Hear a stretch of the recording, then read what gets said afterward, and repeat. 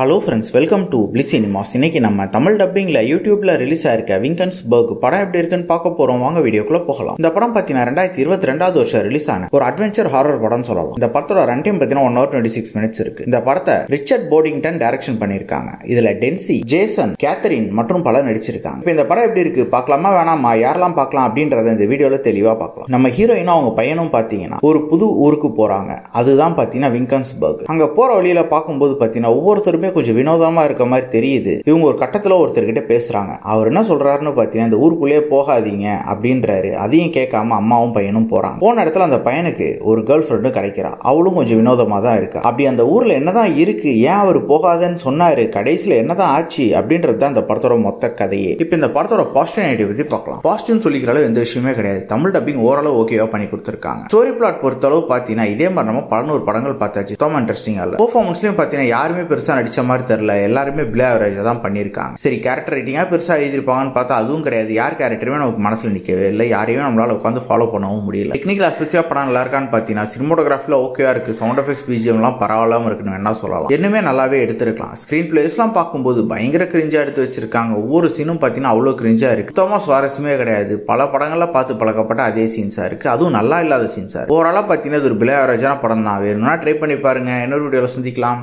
Thank you.